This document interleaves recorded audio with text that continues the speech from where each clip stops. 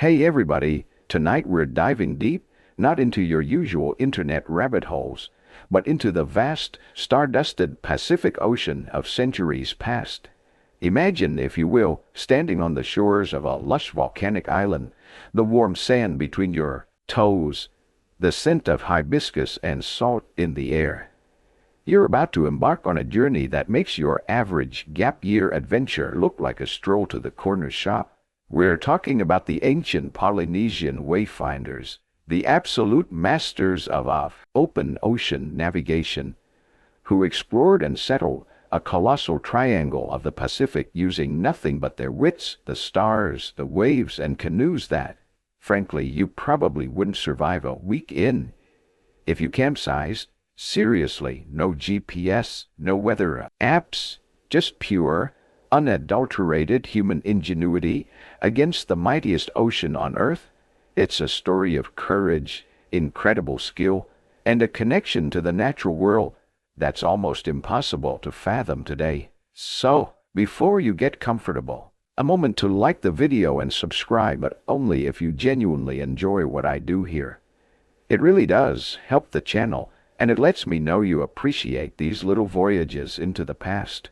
While you're at it, drop a comment down below with where you're listening from and what time it is. It's always fascinating to see our little global community gathering for these stories.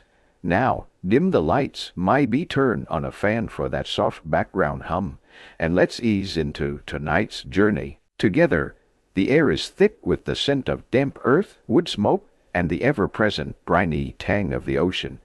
It's a perfume that has clung to your people for generations, a constant reminder of the great blue expanse that surrounds your island home. You're standing at the edge of the village, where the carefully tended taro patches give way to the wilder growth of the coastal fringe. The roar of the surf on the distant reef is a lullaby, a heartbeat, a promise. But lately, a promise, it's started to sound like something else too. A call. It's not a shout, not an order. It's more like a hum, a vibration that resonates deep in your bones, a stirring in your blood that your elders speak of with a knowing glint in their eyes. They call it the Wemanani of the sea, the spirit of adventure, the ancestral whisper that pushed your forebears across horizons most couldn't even imagine. You've heard the stories, of course, countless times around the communal fire. Tales of Maui, the trickster demigod who fished up islands from the ocean floor with his magical hook. Stories of Hawaii, the legendary ancestral homeland, a place of spiritual origin and immense power, a place many believe your people sailed from long, long ago. Historians still argue whether the initial push for these vast voyages, which began around 3,000 years ago with the Lapita people spreading eastwards from Melanesia, was driven primarily by resource scarcity on smaller islands, internal population pressures, or an inherent cultural emphasis on exploration and the prestige that came with discovering new lands. Whatever the precise combination of factors, the result was the settlement of an enormous swath of the Pacific, from Hawaii in the north to Rapa Nui, Easter Island in the southeast, and Aotearoa, New Zealand, in the southwest, the Great Polynesian Triangle. You try to ignore the pull, this strange restlessness. Your life here is good, predictable.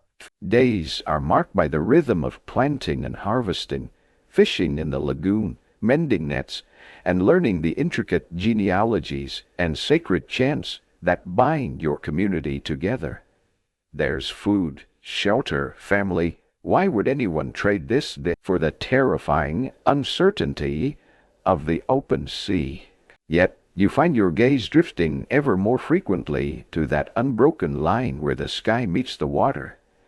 You watch the seabirds, the Yimnanu Okri, as they soar out towards the deep, sometimes disappearing for days, only to return sleek and dazed. Satisfied, where do they go? What do they see? Your grandfather, a man whose skin is a roadmap of sun and sea, catches you staring one evening. He doesn't scold, He just smiles, a slow, creased smile that crinkles the corners of his eyes. The ocean sings to you. Child, he says, his voice raspy like dried coconut husk. It sang to my father and his father before him. It is a song of discovery, of new beginnings. He tells you that some people are born with ears more attuned to this song than others. Not a curse, not a curse, not a curse. Exactly a blessing, but a responsibility. A bit like being the only one in the village who knows how to fix the Wi-Fi. If Wi-Fi involved giant squid and the existential dread of being a tiny speck in an infinite blue, Mama Ray, the sacred ceremonial platform at the heart of your village, under the silent gaze of carved wooden ancestors, their shell eyes glinting in the torchlight, he speaks of the wayfinders, the navigators, not just sailors, he explains, but priests, astronomers, meteorologists, and living libraries of knowledge passed down through generations.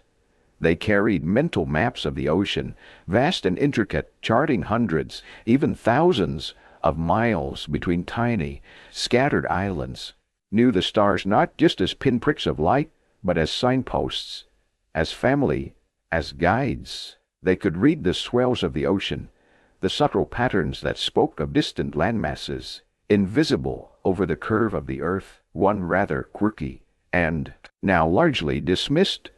Early European theory suggested that Polynesians simply drifted, happening upon islands by sheer luck. This, of course, woefully underestimated the systematic and sophisticated nature of their navigational techniques. Techniques so effective they allowed for planned two-way voyages across staggering distances. It's like saying someone accidentally won 7 Olympic gold medals. Sure, Jan, the old man's words paint pictures in your mind. Colossal, double-hull canoes, their crab-claw sails billowing against a sapphire sky, slicing through waves that would swallow lesser vessels whole. He describes the scent of unknown flowers carried on the wind, the first glimpse of a new, untouched shore, the taste of fresh water after weeks at sea. He also speaks of the fear, the bone-gnawing cold of a storm last night, the gnawing hunger when provisions run low, the heartbreak of losing sight of land and wondering if it will ever be seen again. You shiver, despite the warm tropical air. It's a daunting prospect. This call, your island is small. Yes, perhaps a bit too crowded these days. The fishing a little less bountiful than it once was. But it's known. It's safe out there. Out there is the domain of Tangaroa, the god of the sea, a powerful and often unpredictable deity. To venture into his realm is to place your life and the lives of your companions into his hands and into the skill of your navigator. Yet, the song in your blood grows louder, the horizon more enticing. The stories of your ancestors aren't just tales. They are an invitation, a challenge. You feel a shift within you, the first tentative unfurling of a desire that might just be stronger than fear.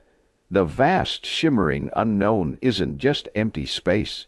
Its potential, its legacy, is the next verse in the epic poem of your people. And you, perhaps, are destined to help write it, that song of the ocean, that ancestral whisper. It's no longer just a gentle hum in the background of your days. It's now a full-blown symphony, urging you forward. The decision, once a terrifying into a quiet resolve, will go.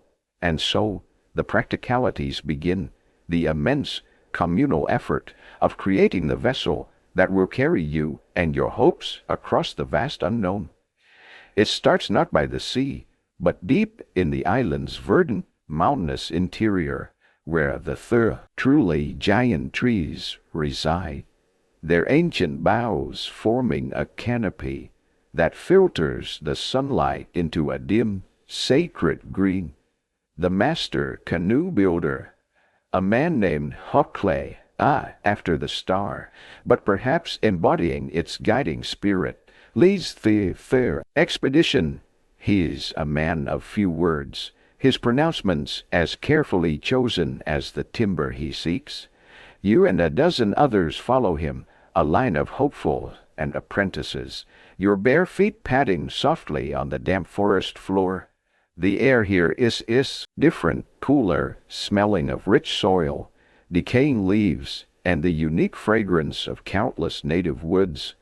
You learn that not just any tree will do. Oh no, this isn't like picking out a slightly bruised mango at the market and deciding it's good enough. Hoklea is searching for specific species, known for their strength, their lightness, their resistance to the relentless hunger of salt water and wood-boring worms. He might seek out majestic code trees with their rich, reddish wood, or perhaps the lighter, more buoyant breadfruit trees for certain part.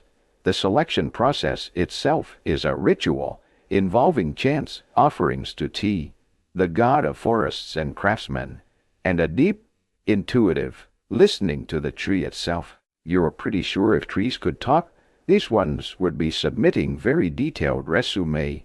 When Hoklea finally identifies the chosen ones, a pair of colossal specimens, straight-trunked and unblemished, their crowns tickling the sky, a hush falls over your group. These aren't just logs.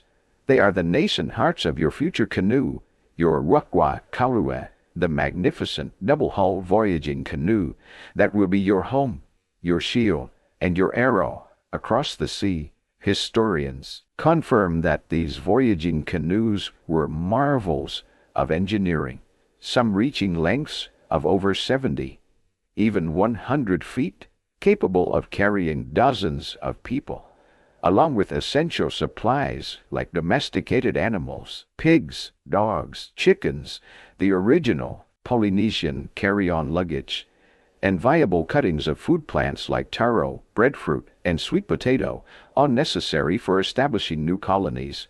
Felling these giants is a monumental task, undertaken with reverence and immense effort. There are no chainsaws here, no convenient heavy machinery, just stone adzes, sharp and patiently wielded, chipping away at the massive girth, hour after hour, day after day. The rhythmic ka-tunk, thunk, thung of the access becomes the new percussion to the ocean's distant song. Sweat stings your eyes, your muscles scream in protest, and you gain a profound appreciation for just how much hard graft went into every single object in your village. It's enough to make you want to apologize to every coconut shell bowl you've ever casually used.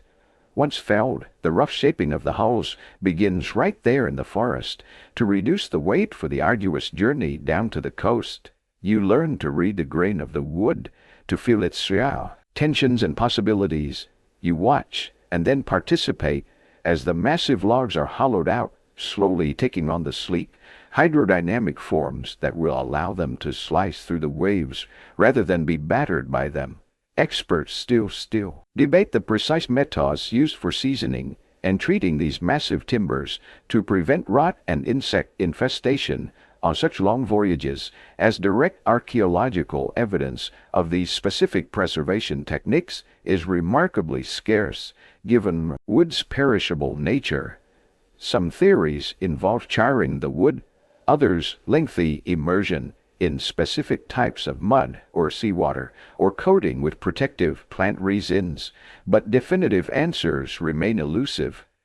Getting the partially shaped hulls down to the beach is another epic feat of engineering and brute force, involving hundreds of people, rowers, ropes, and a whole lot of heave-ho, and probably a few carefully chosen words for Tangaroa when a log inevitably gets stuck. Once at the designated coastal construction site, a place shaded by broadleaf trees with easy access to the lagoon, the real artistry begins. The true artistry begins. Hulls are carefully shaped and finished, smoothed with rough shark skin, a surprisingly effective natural sandpaper. You learn the importance of symmetry, of balance. Each hull must be a near-perfect mirror of the other. Miles and miles of Vincenite cord, painstakingly plaited from coconut husk fibers, are used to bind every part of the canoe together. There are no nails, no metal fasteners. The crossbeams, the gyaku, that connect the two hulls, the intricate decking, the mast step, even the planks used to build up the sides of the hulls, the yikgun whales, or I. If the original logs aren't quite deep enough, all are secured with complex, incredibly strong patterns of lashing. This technique provides immense strength, but also a crucial degree of flexibility, allowing the canoe to twist and absorb the stresses of ocean waves rather than rigidly resisting and breaking. It's like ancient shock absorption technology. Sometimes a sticky breadfruit, sap, or other plant-based resins are used to caulk any potential seams, ensuring watertightness. You hear a quirky tale from one of the elders about a legendary canoe builder who supposedly charmed giant spiders into weaving ultra-strong silk for his lashings. Though you suspect this might be less historical fact and more a way to keep apprentices from complaining about the tediousness of plaiting endless coconut fiber. Still, it's a better story than my grandpa used to walk uphill both ways to school. A shelter, a kind of central hut or covered platform, is constructed between the hulls, providing some protection from the sun and spray for the crew, food supplies, and precious water gourds. The mast, another carefully selected and shaped tree, is stepped and rigged. The sail, a distinctive triangular or crab-claw shape, is woven from pandanus leaves, a masterpiece of light but strong matting. Every knot tied, every timber shaped, is done with an tide awareness that lives will depend on its integrity. You find yourself reciting the chants for strength and protection almost unconsciously as you work, your hands becoming calloused but also more skilled. The air around the construction site buzzes with focused energy. The scent of fresh wood shavings, pandanus, and the salty breeze. It's a slow, meticulous process, taking months, sometimes even years, for the largest voyaging canoes. But as the vessel takes shape, it's more than just wood and rope. It's a living thing, imbued with the spirit of the community, the hopes of the voyagers, and the ancient wisdom of your people. You touch the smooth, curved flank of a finished hull, feeling the faint thrum of anticipation, and you know with a certainty that settles deep in your gut that this magnificent creation will indeed carry you towards that beckoning horizon. Your magnificent creation, the Wiwa Kaulua, now rests near the water's edge, its twin hulls gleaming softly in the moonlight, smelling of fresh wood, resin, and the promise of the sea. The pandanus sail is neatly furled, the rigging coiled with rigging precision. It's an incredible sight, a testament to skill and communal spirit. But a canoe, however perfectly built, is merely a tool. The true voyage, the journey into that vast, beckoning unknown you've been hearing in the song of the ocean, depends on an entirely different kind of construction. The building of a map within your mind, a celestial chart drawn not on perishable tapa cloth, but on the enduring canvas of memory, using the brilliant, unwavering stars as your guideposts. Tonight, like many nights before, you sit on the smooth, cool sand of the beach, facing away from the flickering fires of the village. Your teacher is the same elder who first spoke to you of the ocean's call, his voice now a soft, rhythmic murmur against the backdrop of the gentle waves. He's not just any elder. He is a uepu, a master navigator, one who has earned the sacred right to guide souls across Tangaroa's realm. His lessons don't involve textbooks or complicated diagrams, at least not in the way you might imagine. Instead, he uses the entire dome of the night sky as his classroom. "Look up, child," he says, his weathered hand sweeping across the star-dusted expanse. And what a sight it is, far from the obscuring haze of modern city lights, The stars here blaze with an intensity that feels almost overwhelming. The Milky Way, the Mit-a-Lele I-Akai, the fish leaping in shadow, isn't a faint smudge. It's a luminous river flowing across the heavens, teeming with countless points of light.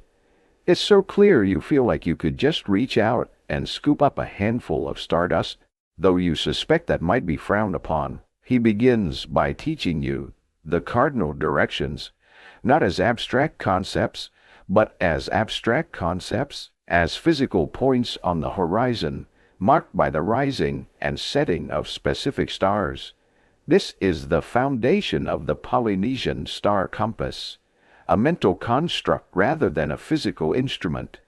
Imagine a circle around your canoe, the horizon line.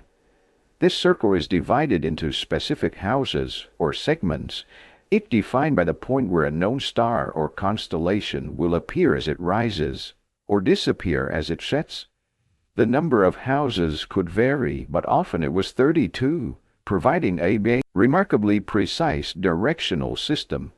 Your job is to memorize which stars belong to which house, and the order in which they appear and depart throughout the night and the seasons. It's like learning a celestial dance, where each star has its designated entrance and exit. He points to a brilliant spark just above the eastern horizon. That one there, he says, is Hoka, the star of gladnesses, Arcturus. See how it rises. That point is Ina Cool, one of our easts. He explains that stars don't just rise in one fixed spot.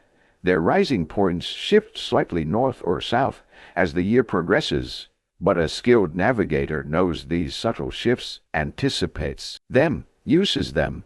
He'll also show you how, once a star has risen too high to be a reliable directional marker, you switch to another star that is just rising in the same house or a nearby one, or to one that is setting in a house directly opposite. It's a continuous, dynamic process of observation and adjustment. You learn the names and stories of dozens, eventually hundreds of stars and constellations. There's Nyakalani, the great fishhook of Maui, Scorpius, its curving tail a prominent guide in the southern sky. You identify Humu, Altair, and the Pleiai, Mo'alai, whose appearance often marks the beginning of seasons or specific fishing times. Each star becomes a familiar face, a friend in the darkness, some in the darkness. Navigators were said to carry small, carved wooden representations of the star compass, or even use special calabashes pierced with holes to simulate star patterns for teaching, a sort of quirky, ancient planetarium projector. Whether these were widespread or more localized teaching aids is something researchers find intriguing. It's not just about identifying them. Either you must understand their paths, their arcs across the sky from east to west. He teaches you to visualize these paths, to see them even when clouds obscure your view. You learn to gauge the passage of time by how far a star has traveled. Forget your fancy digital watch. Your ancestors had the original smartwatch, and its battery life was, well, stellar. A little celestial humor there for you. Then there's the concept of zenith stars. Certain stars pass directly overhead, at their zenith, only at specific latitudes. If you know which star passes directly over your home island, until that same star passes directly over your canoe, you know you're on the correct latitude to find your home again. Similarly, if you know the zenith star of your destination island, you can sail north or south until that star is overhead, then turn east or west along that line of latitude. It's an incredibly clever way to determine your north-south position. The mainstream historical fact is that this knowledge of zenith stars was crucial for making accurate landfalls after weeks or months out of sight of land. The learning is relentless, repetitive, demanding absolute concentration. Your neck aches from craning upwards. Your brain feels like it's been stuffed with more constellations than there are coconuts on the island. And that's saying something. Sometimes your teacher will quiz you abruptly, pointing to a faint star and demanding its name, its path, the islands it passes over. There are no multiple choice options here. Failure isn't just getting a bad rate. Out on the ocean, failure to know your stars could mean becoming hopelessly lost. It's a bit more pressure than remembering your login password. That's for sure. There's ongoing discussion among scholars regarding the exact number of stars individual navigators memorized and whether this celestial knowledge was universally standardized across all Polynesian island groups, or if regional variations in star lore and navigational emphasis were more significant. Like the star compass were widespread, the specific mnemonic devices, chants, and even the importance placed on certain lesser stars might have differed from one archipelago to another, reflecting local traditions and the specific routes most both commonly travel. Slowly, painstakingly, the celestial map begins to etch itself into your mind. The night sky transforms from a confusing jumble of lights into a familiar, ordered landscape. You start to feel a connection to these distant fires, a sense of kinship. They are not just burning gas millions of miles away. They are your guides, your companions, your inheritance. You understand now that the song of the ocean and the music of the spheres are intertwined, part of the same grand cosmic composition. And you, little by little, are learning to hear it, to understand its language, preparing to follow its silent, shimmering directions. The stars have become your familiar companions. Their nightly dance across the velvet sky, now a legible script. Your mental star compass, a well-rehearsed tool. But the heavens are only half the story, half the equation of your journey. The other half, equally vital, equally verbose in its own way, lies beneath and around you. The ocean itself, your elder, the Ga-Pu navigator, now guides your senses from the distant celestial fires to the immediate, intimate language of the waves. Song of the ocean you're learning has many verses, and some are written in water. Your classroom shifts from the sandy beach, under the silent stars, to the gently rocking deck of a smaller outrigger canoe, just within the calm waters of Thifi Lagoon, and sometimes, on calmer days, just beyond the thunderous reef. The great voyaging canoe, your magnificent Kaulua, waits patiently, its sea trials completed, its spirit eager. But before you can truly command it across the deep, you must learn to listen with your entire body. The sea breeze, child, your teacher murmurs, his eyes half closed as he trails a hand in the turquoise water. It has currents that are its rivers, and swells that are its memories of distant winds. He explains that the ocean is rarely flat, even when the local winds are calm. It is crisscrossed by swell, long, undulating ripples generated by storms hundreds, even thousands of miles away. These are not the choppy, short-lived waves kicked up by the breeze currently filling your sail. These are ancient travelers, carrying energy across vast expanses.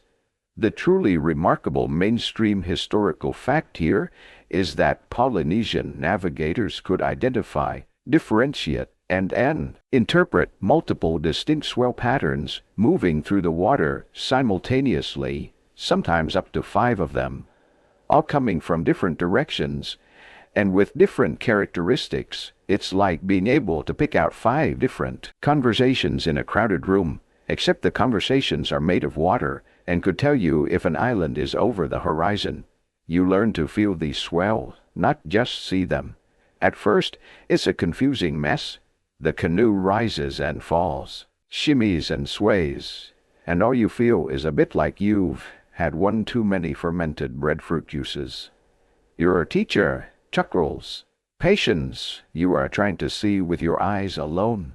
The ocean speaks to your bones, to your belly, instructs you to lie down in the hull of the canoe, your back pressed against the wood, your eyes closed. Feel the canoe, he says.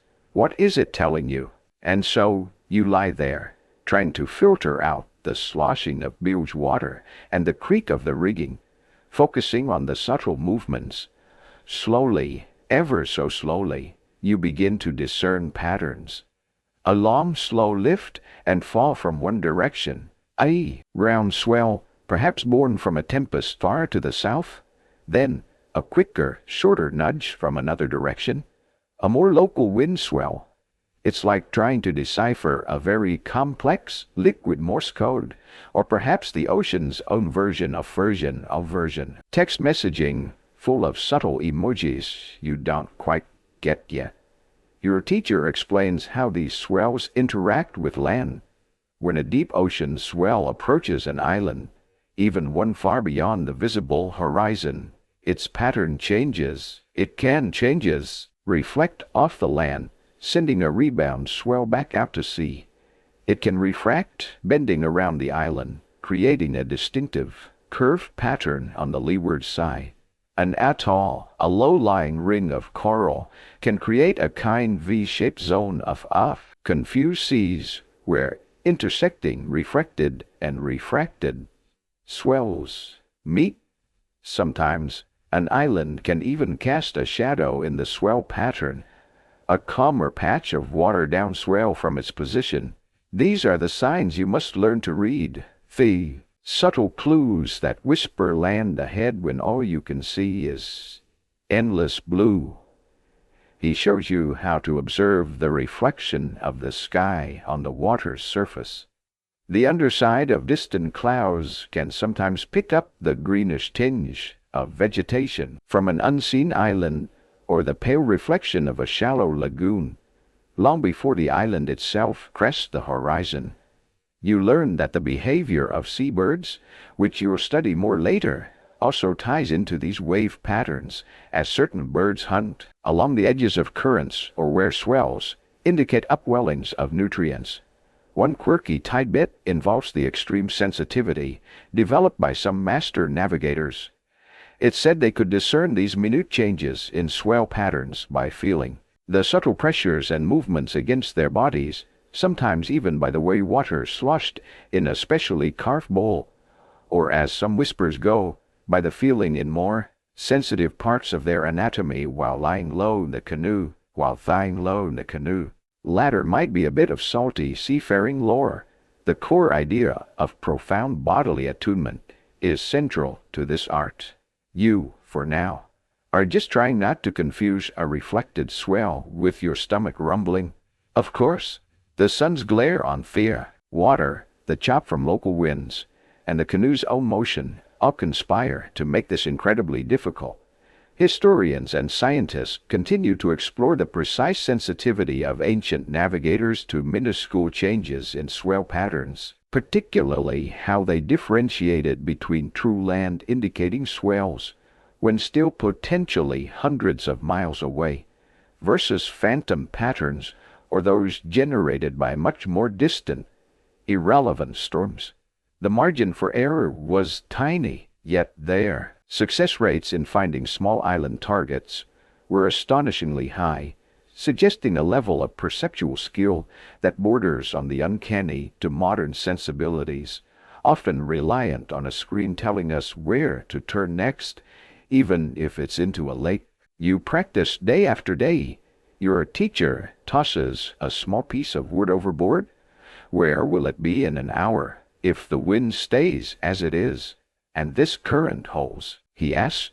You learn to watch the drift of seaweed, the flight of a frigate bird, the subtle streaking of foam on the water, all clues to the surface currents. You are becoming a detective of the sea, piecing together evidence from a multitude of sources. The mental map in your head, once solely populated by stars, begins to incorporate these dynamic ocean features. You start to visualize how the star paths intersect with the expected swell directions on a given course. Three-dimensional, ever-changing puzzle and you are learning to hold all its pieces in your mind at once. The vast ocean, initially a terrifying void, is slowly transforming into a landscape rich with information, a textured surface full of signs and portents, if only you have the skill to perceive them. The gentle rocking of the canoe is no longer just a movement, it's a conversation. You're becoming quite the ocean whisperer, beginning to decode its subtle messages written in swells and reflected light. Your body slowly attuning to its ancient rhythms. Lying in the hull, feeling those deep ocean pulses, no longer makes you feel like you've overindulged at a feast. Instead, a nascent understanding, a sense of dialogue, is taking root. But while the waves and swells offer constant counsel, and the stars provide their steadfast guidance through the night, your daytime voyages will be dominated by another celestial titan. The sun, that blazing orb which paints the dawn sky in hues of fire and gold, isn't just a source of warmth and light. It's a crucial, if somewhat more dynamic, directional pointer in your rowing navigational toolkit, your rugby boom navigator. The elder, whose patience seems as vast as the ocean itself, now directs your attention to Ra, the sun. He is the elder brother of the stars, the navigator explains, his gaze fixed on the far eastern horizon, where the first sliver of incandescence is beginning to bleed into the pre-dawn sky. He follows a path, just like his celestial siblings, but his moods and positions change more visibly with the seasons. You've already learned the star compass, that intricate mental grid of rising and setting points. Now, you must learn to apply similar principles to the sun, but with the added complexity of its annual north-south migration along the horizon. The most straightforward use of the sun, and a mainstream historical fact of Polynesian navigation, is noting its precise rising and setting points. Just as with the stars, these points give you your bearings. At the equinoxes, around March and September, the sun rises due east and sets due west, which is terribly convenient. Like nature giving you a freebie. However, for the rest of the year, its rising and setting point shift in your southern hemisphere home during the summer solstice, around December, rises south of east and sets south of west. During the winter solstice, around June, it rises north of east and sets north of west. The navigator teaches you to observe these shifts meticulously, to know exactly where the sun should be rising or setting on any given day of the year. This knowledge is crucial for maintaining an accurate course when stars are not visible. It's like having a daytime star, albeit one that's a bit of a diva and demands constant attention. You learn to watch the arc of the sun across the sky. At noon, when the sun reaches its highest point, it can tell you about your latitude. If you are south of the sun's declination, its position relative to the celestial equator, it will be to your north at noon. If you are north of its declination, it will be to your south, and if it passes directly overhead, a sun at zenith moment, you are at a latitude equal to the sun's current declination. This is similar to using zenith stars, but the far sun's declination changes daily, making it a more complex calculation. Scholars still discuss the exact precision with which ancient Polynesians could determine latitude using only noon sun observations, without sophisticated instruments, particularly how they compensated for the slight daily declination changes of the sun, and the difficulty of pinpointing the exact moment of local apparent noon on a rocking canoe. It required incredibly sharp observation and a deep understanding of the sun's annual journey. Your teacher shows you how to estimate the sun's height above the horizon using your hand and fingers, a rough but surprisingly effective sextant. By extending your arm, you can measure the angle. A finger width might be about 1.5 to 2 degrees, a fist about 10 degrees. It's not going to win any precision engineering awards, but when you're thousands of miles from the nearest anything, good enough takes on a whole new meaning. Remember your mom telling you not to stare at the sun. Solid advice. You learn to observe it through a light haze, or when it's partially obscured by clouds, or to judge its position by the shadows it casts. One rather quirky, though perhaps less about direct navigation and more about environmental awareness, is the observation of how sunlight penetrates the water. The angle and intensity of sunlight can reveal water clarity, which in turn might hint at nearby river outflows, murkier water, or the presence of submerged reefs, dappled light patterns on the seabed in shallower areas. While not a primary directional tool, these subtle solar interactions with the marine environment added another layer to the navigator's sensory database. Some even say that particularly attuned individuals could feel the warmth of the sun on one side of their face or body and use that as a very rudimentary sense of direction if disoriented by clouds for a short period, though that's pushing the boundaries of verifiable techniques and sounds, a bit like trying to navigate by tan lines. Sun's glare can be a formidable enemy, obscuring those delicate wave patterns you've been so diligently learning to read, but it can also be an ally, illuminating the telltale colors of a distant lagoon reflected on the underside of clouds. Learn about sun glitter, the path of reflected light on the water, and how its shape and movement can sometimes give clues about wind direction and surface texture. It's all part of this holistic observation, where no single piece of information is an absolute, but contributes to a larger, constantly updated mental picture of your place in the world. Of course, relying on the sun means your celestial guidance system effectively clocks off at sunset unless there's a bright moon. That's when your painstakingly memorized star map takes over. The sun is a fantastic guy, but it's like that one friend who's great for daytime adventures, but is always busy in the evenings. The stars, they're your all-nighters.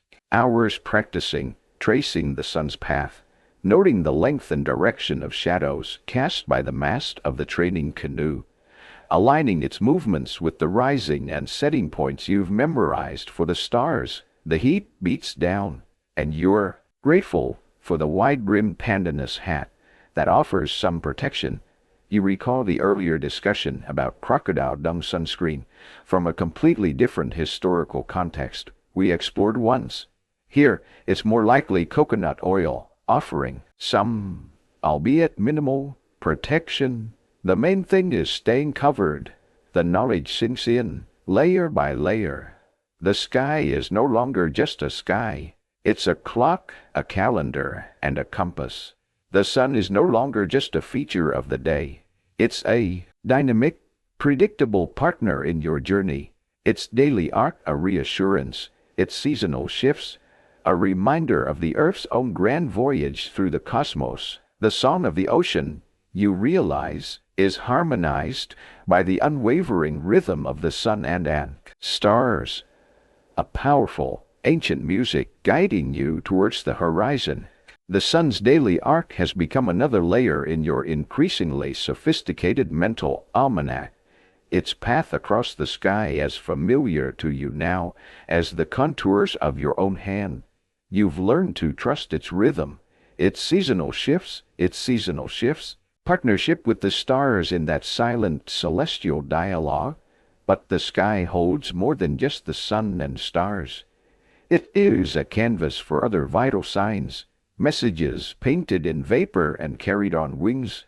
Your G8 never observant now turns your gaze to the nuanced art of reading clouds and the purposeful flight of birds, nature's own sky signs, critical for fine-tuning your approach to land or anticipating changes in weather.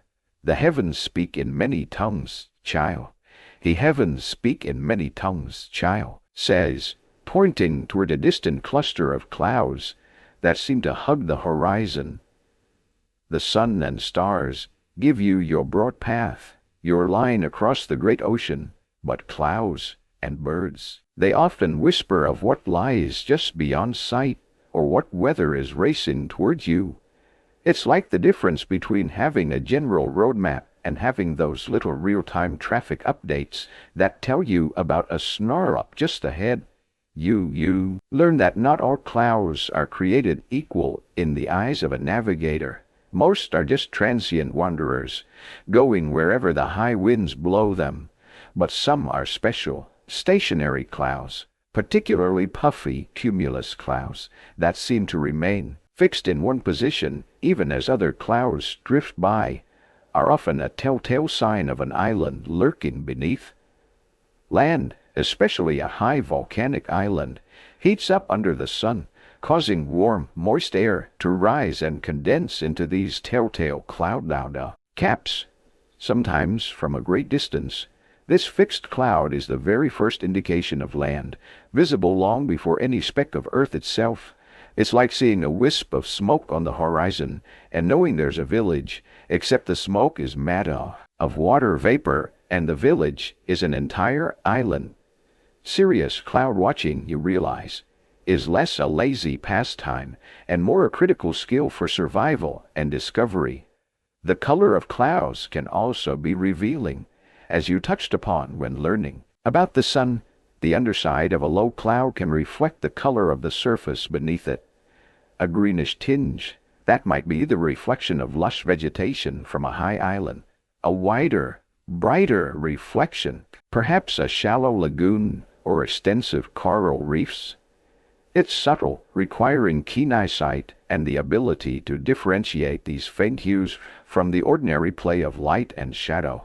Then there are the birds, the manu. These winged messengers are one of the most reliable indicators that land is relatively close. The mainstream historical fact here is the critical role of land-based seabirds in confirming the proximity and direction of islands. Species like the white tern, often called Imanu Oka, the bird of the god, or the brown noddy, have specific feeding habits. They roost on land at night, fly out to sea in the morning to hunt for small fish, and then, crucially, return to their home island in the evening.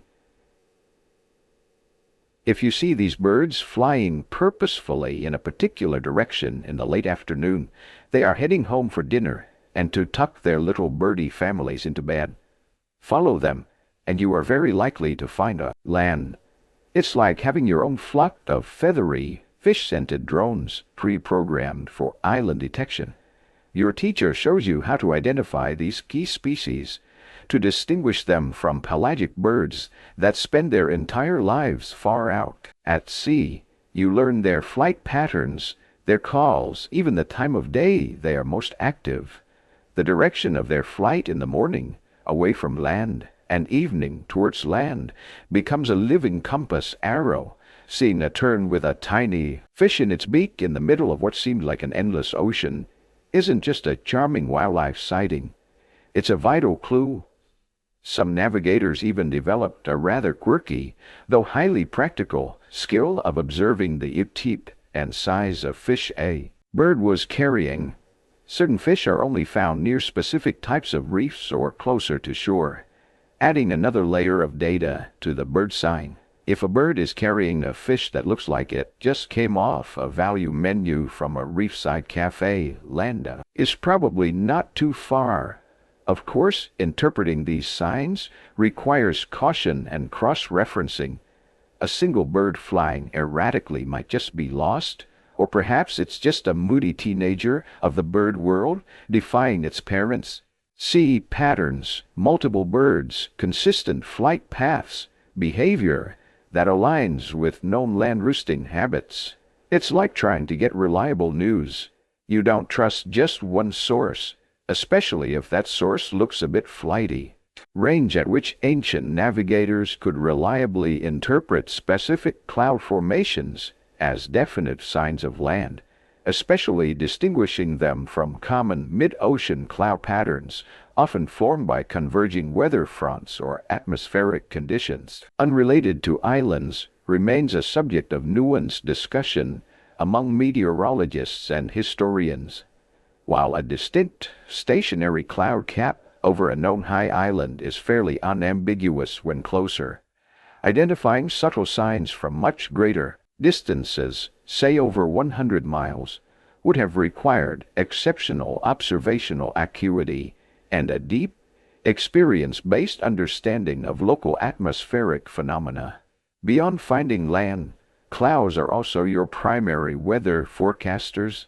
Read the changing sky, the high, wispy cirrus clouds that can signal an approaching front, the dark, towering cumulonimbus that brings squalls and heavy rain, the mackerel sky that might mean changing winds. Understanding this atmospheric language is crucial for anticipating storms, for knowing when to shorten sail, secure gear, and prepare the canoe and crew for rough weather. The song of the ocean can turn from a gentle lullaby to a raging chorus very quickly, and the clouds are often the first to announce the shift in tempo. You practice these observations constantly, your eyes scanning the horizon not just for the line where sea meets sky, but for the subtle textures and shapes above it, for the distant specks of birds on purposeful journeys. Your mental map, already complex with star paths, sun arcs, and swell patterns, now incorporates these atmospheric and biological indicators. It's becoming a rich, multi-layered tapestry of knowledge woven from every scrap of information the natural world provides. Each observation is a thread, and with each passing day of learning, the picture it creates becomes clearer, more detailed, more reliable. You are learning to see not just with your eyes, but with a mind steeped in generations of accumulated wisdom.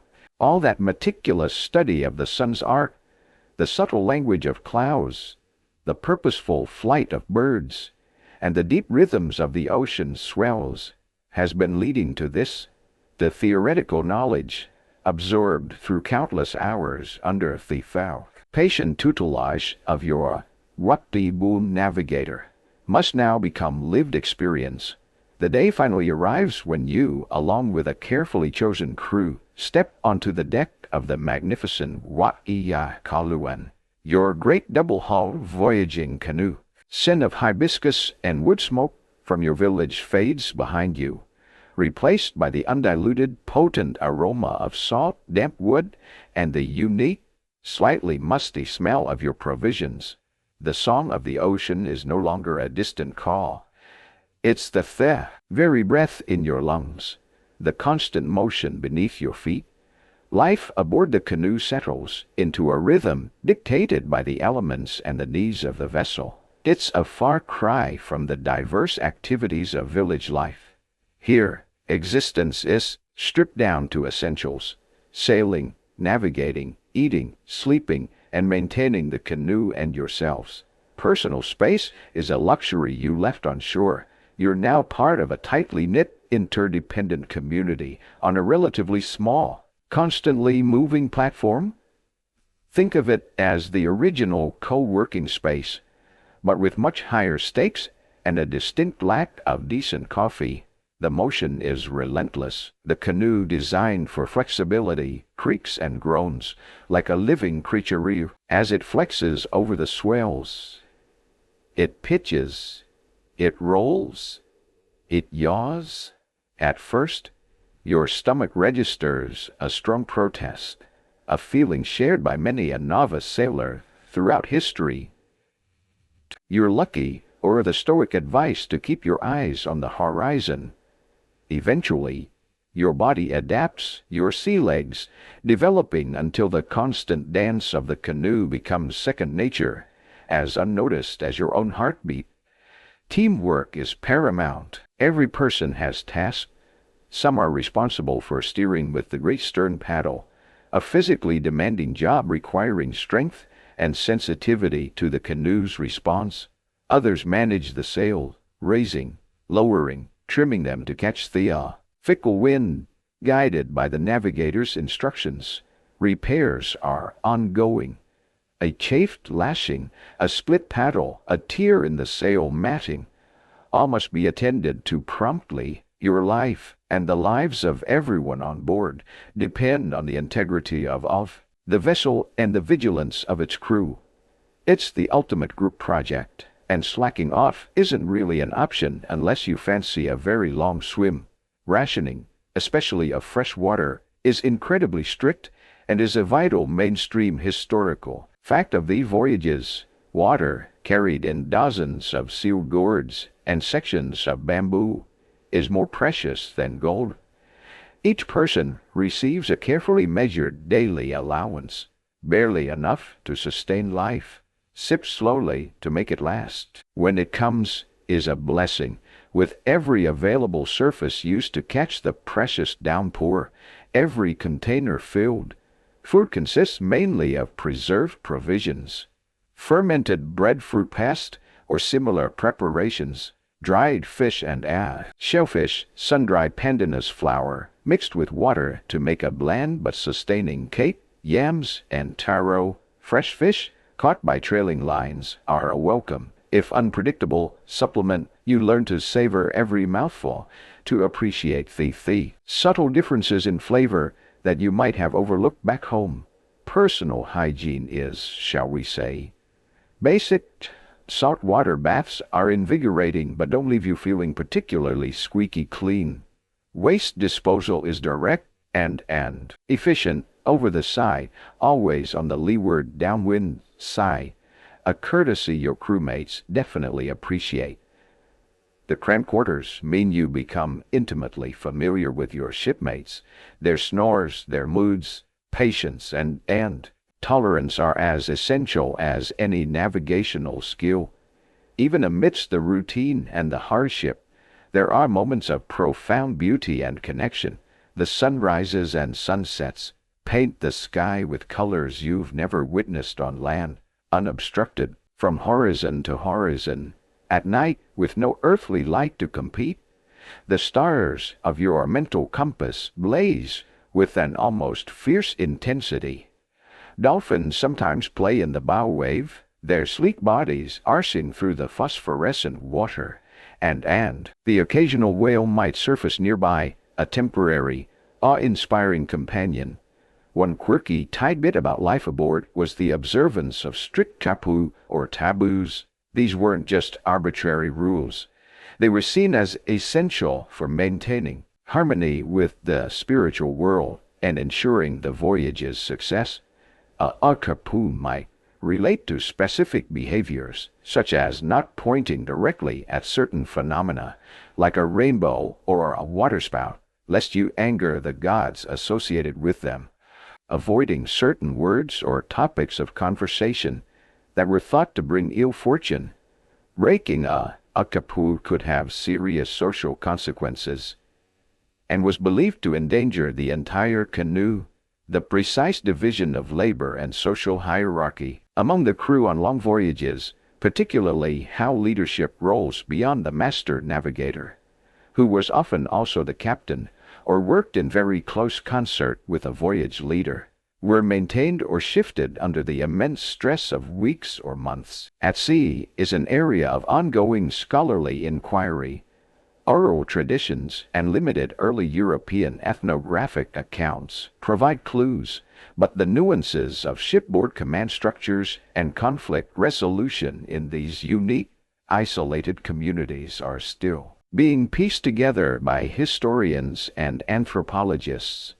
Days blur into a cycle of watches, tasks, and brief periods of rest. You learn to sleep in short bursts, wedged into any available space, lulled by the endless motion and the sounds of the sea.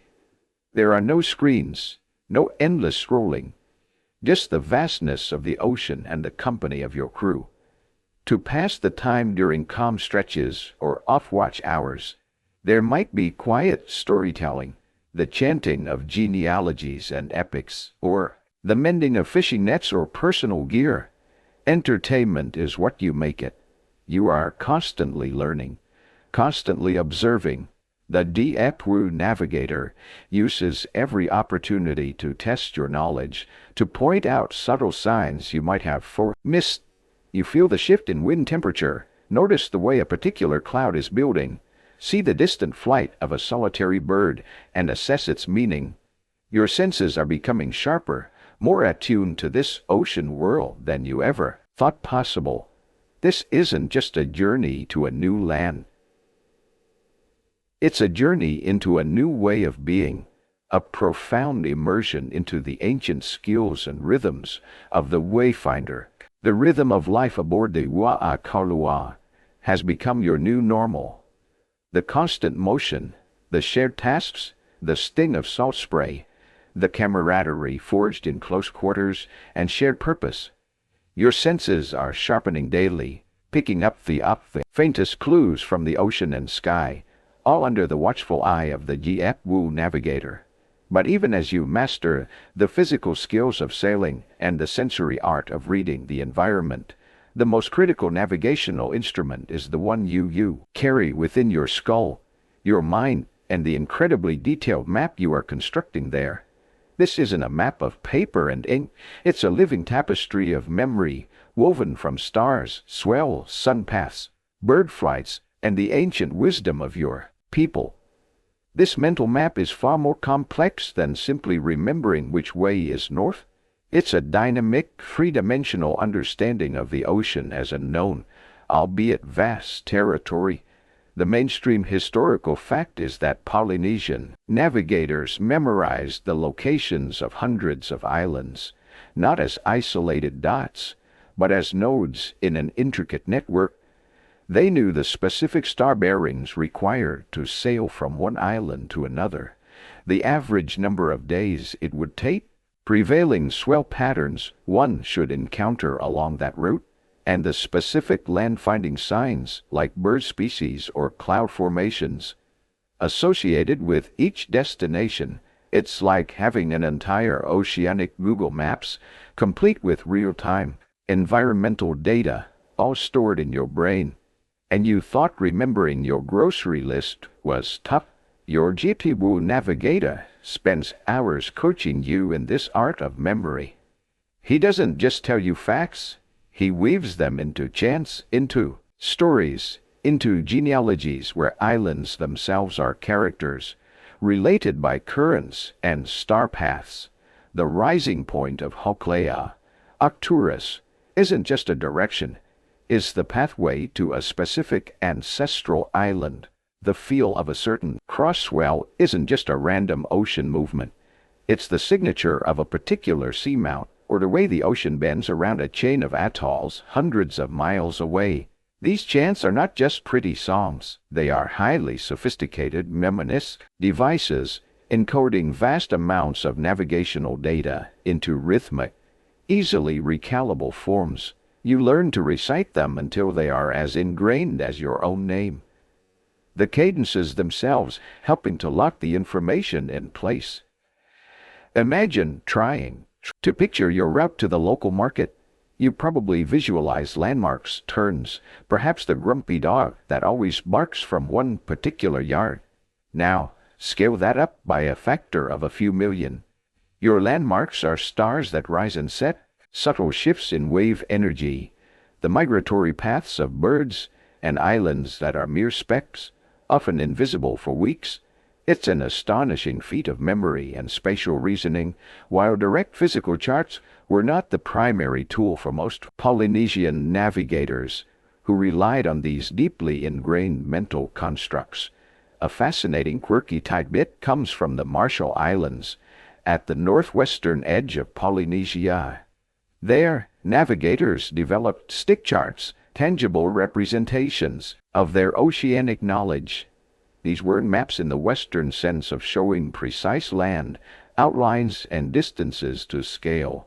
Instead, these intricate lattices of palm ribs or pandanus roots, tied together with sennit cord, showed patterns of ocean swells, how they interacted with each other, and how they were deflected or refracted by islands, often represented by small cowrie shells tied at the intersections. There were different types. The Wamatang was a general training chart showing fundamental swell interactions, while the Ribik depicted a larger area of an archipelago, and the Camido covered a smaller section with more detail. Use wasn't universal across the entire Pacific. They serve as a powerful illustration of how such complex, dynamic information about the ocean environment could be systematized and even physically modeled for teaching and reference. You don't have a stick chart to clutch, but the principles of understanding those wave interactions are what you are embedding in your mind's eye. The exact cognitive processes and mnemonic techniques employed by ancient Polynesian navigators to store and accurately retrieve such vast amounts of interconnected geographical and astronomical data without a widespread system of written language remain a subject of considerable interest and debate among cognitive psychologists, anthropologists, linguists. How did they organize this information so efficiently? Were there specific visualization technique, memory palace-like systems, or perhaps a deeper integration of sensory memory? The feel of swells, the sight of stars, that we are only beginning to understand. The capacity of the human brain to do this is astounding. Your training involves constant visualization. The Jiwipu will name a destination island, perhaps one you've only ever heard of in stories. Close your eyes, hail command, see our canoe. Now, find the star that will lead us there tonight. Feel the swell that should be on our port beam. How many days until we expect to see the first Norio bird? You journey there in your mind again and again, from different starting points, under different conditions, until the routes become as familiar as the paths around your home village. If you get lost in thought here, it could literally mean getting lost at sea. This mental map isn't static. It's constantly updated with real-time observations. If the wind shifts, you adjust your mental course. If an unexpected swell appears, you analyze its meaning and incorporate it into your calculations. It's an active, ongoing process of prediction, observation, and correction. Your brain becomes the central processing unit for an array of natural sensors. Your eyes, your ears, your skin, even your sense of balance. You learn about ETAC, a sophisticated concept of dynamic orientation. It involves mentally referencing your canoe's progress, not just to your destination, but also to a third reference island that is out of sight, often to one side of your course. As you sail, your mental bearing to this off-course reference island changes, allowing you to gauge how far you've traveled along your intended track. It's a brilliant way to break a long voyage into manageable mental segments and to keep track of your position even when you can't see your start or your end point. It's like having invisible waypoints that you can feel shifting past you. The weight of this knowledge, the responsibility of carrying this living map for your people, is immense, but with it comes a profound sense of connection to the ocean, to the stars, and to the unbroken chain of navigators who came before you. The song of the ocean is now being transcribed into the very pathways of your brain, each note a star, each note a star. Rhythm, a swell, each verse a safe passage to a new shore. Your mind is now a marvel of cartography, a living atlas of star paths, swell patterns, and island chains, meticulously constructed under the guidance of your Chi'epwu navigator. The routes are etched into your memory through chance and relentless visualization, the knowledge of ETAC segmenting vast ocean legs into manageable mental journeys. Yet all this profound human skill, this incredible intellectual and sensory mastery, is still seen as only one part of the equation for a successful voyage. The other, equally vital, part involves acknowledging and honoring the unseen forces, the gods and spirits whose domain you are traversing on the Riwa'a Kaului. Practical seamanship and sacred ritual are two hulls of the same vessel, both essential to reaching your destination. Before the voyage even began, back on your home island, you participated in solemn ceremonies at the Wamri, that sacred open-air temple you remember from your earlier days of questioning the ocean's call. Offerings were made, the best foods, woven pandanus mats, perhaps a prized rooster, to seek blessings from the primary deities. Tien, god of the forests, was thanked for the magnificent trees that formed your canoe, depending on your specific island tradition. God of peace, agriculture, and fertility, was invoked for a prosperous journey and successful settlement in any new land. And above all, Tangaroa, the mighty god of the ocean, was respectfully petitioned for safe passage, for calm seas and favorable winds. It's not like you can just send a polite email to the weather department. This is serious business, ensuring the divine powers are on your side, or at least not actively against you. Now at sea, these rituals continue, albeit adapted to the confines of the canoe. The Riekru navigator, whose role often blurs the line between spiritual leader and master mariner, officiates. He might have a small, dedicated space on the canoe, perhaps near the mast or on a raised platform, where sacred objects or representations of deities are kept, carefully wrapped and protected. A mainstream historical fact is that navigators often held a priestly status, their knowledge seen as a divine gift, and their ability to interpret the signs of nature as a form of communication with the gods. They were the intermediaries, the ones who could speak the language of both the heavens and the spirits. Each day might begin with a quiet chant, a greeting to Ra, the sun, as he begins his arc, or a prayer for continued guidance. Small offerings might be made to the sea itself. A piece of taro, a splash of precious fresh water, which really shows commitment, given how scarce it is, or a specially prepared morsel of food. This isn't just about superstition. It's about maintaining a state of aipano, of balance and rightness, with the incredibly powerful natural and supernatural world you inhabit in Tangaroa's house. And it's always wise to be a polite guest, especially when the host has a tendency towards throwing epic storms if displeased.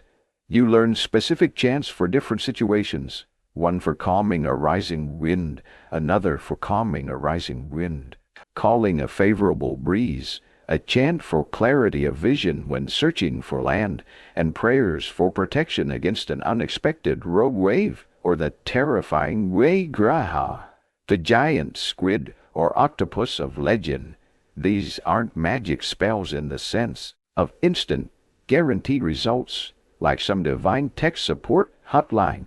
Rather, they are expressions of respect, of humility, and a way to focus the spiritual energy and intent of the crew, reinforcing the deep manai, the spiritual power, of the canoe and its occupants. A particularly quirky tidbit you might learn involves the concept of Yomkua, ancestral spirits that could manifest as animals, such as sharks, lizards, owls, or specific fish. For certain families or lineages, particular Kamkua were considered guardians. Seeing your lineage's shark Kua swimming alongside the canoe could be interpreted as a powerful omen of protection and guidance. Of course, if it's just a regular shark looking for a handout, that's a different story, so accurate identification is probably key. The Giepu might carry a small carved representation of his own Kamkua or other protective talismans, objects imbued with generations of prayer and ancestral power. The system of action, kapu, taboos, you learned about earlier, governing behavior on board, is an integral part of these sacred observances. Certain actions, words, or even thoughts were considered kapu because they could offend the gods, diminish the canoe's manani, or disrupt the spiritual harmony essential for safety. For example, there might be wikapu against shedding blood unnecessarily on the canoe, or against expressing doubt or fear too loudly, lest it manifest negative outcomes.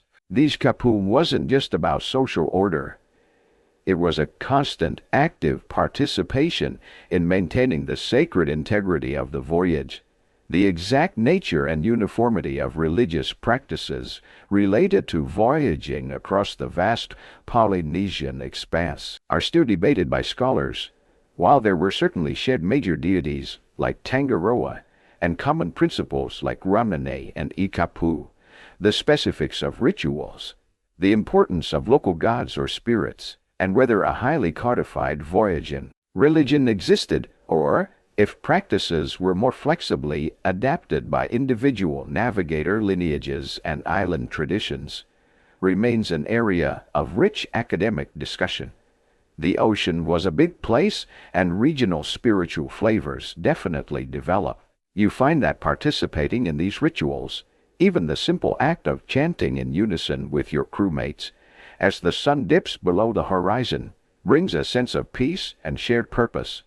It knits you together, not just as a working crew, but as a spiritual community, facing the immense unknown with a unified front.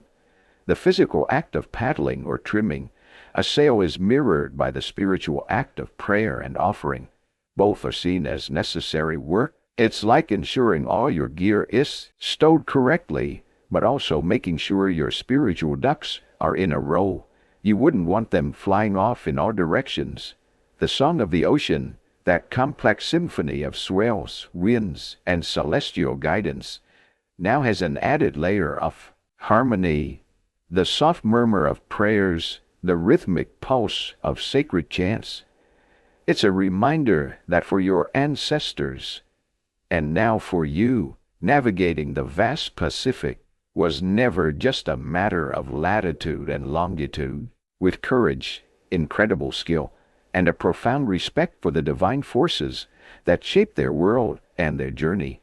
The sacred rituals have been observed, the chants offered with sincere hearts, and the ritumanai of the Wakarua feels strong, a protective cloak woven from faith and ancestral wisdom. You feel a certain reassurance knowing you've done all you Urans can to honor the gods and spirits of the ocean. However, Tangaroa, the great sea god, is a deity of immense power and unpredictable moves. Divine favor or not, the deep ocean has its own arsenal of dangers, and sooner or later you're bound to experience its less benevolent side. The song of the ocean, so often a guide and a comfort, can transform into a terrifying roar, and it's in these moments that your skill, your courage, and the strength of your canoe are tested to their absolute limits. One day, the sky, which you've learned to read with such care, begins to speak in ominous tones. Those wispy cirrus clouds you noted earlier now thicken into a heavy, bruised-looking mantle. The wind picks up, not with the steady breath of a friendly trade wind, but with an edgy, gusting force. The long, smooth swells become shorter, steeper, more confused, as if the ocean itself is agitated. Your G-Prep-Bu navigator, his face etched with concentration, orders the great pandanus sail to be lowered and securely lashed. The steering paddles are manned by the strongest crew members. All loose gear is stowed, every gourd of precious water double-checked. There's a quiet intensity to the preparations, an unspoken understanding that a significant trial is approaching. It's like the universe has decided to throw a pop quiz, and the subject is surviving a temper tantrum thrown by a deity. Then the storm hits. The wind howls like 1,000 tormented spirits, ripping the tops off the waves and flinging spray with such force that it stings your skin like needles. Rain lashes down, not in drops, but in solid sheets, reducing visibility to mere feet. The canoe, Your magnificent, resilient home is tossed about like a child's toy. One moment, you're plunging down the face of a monstrous dark wave. The next, you're being lifted precariously on its crest, the whirl a dizzying chaos of gray water and screaming wind. This isn't the gentle rocking that lulled you to sleep. This is a full-blown roller coaster ride, and the safety bar seems to be missing. A mainstream historical fact is that storms posed one of the greatest threats to Polynesian voyagers. While their double-hull canoes were remarkably seaworthy and flexible, designed to ride with the waves rather than rigidly fight them, they were not invincible. To survive, navigators and crew employed various strategies. They'd often deploy a sea anchor, or arc draw, sort of underwater parachute made from woven mats or spare spars, from the bow or stern to keep the canoe oriented correctly into the wind and waves and to slow its drift.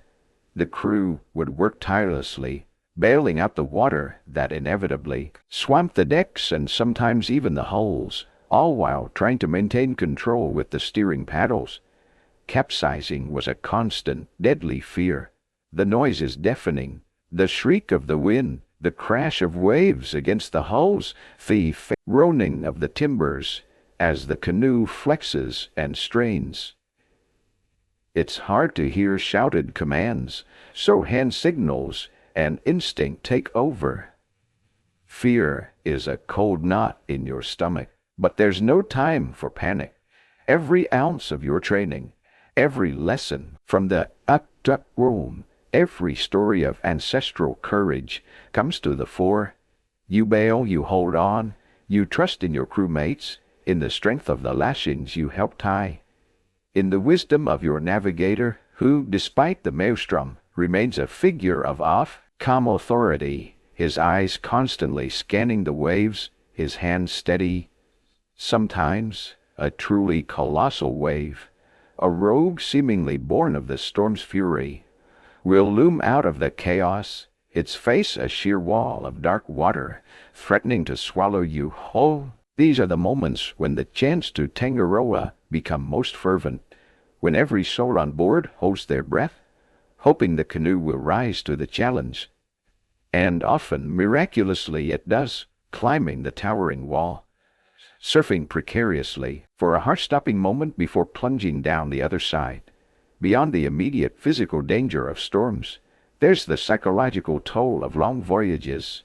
Weeks, sometimes months, at sea with the same small group of people, on a severely restricted diet with the constant uncertainty of landfall, can wear down even the strongest spirit.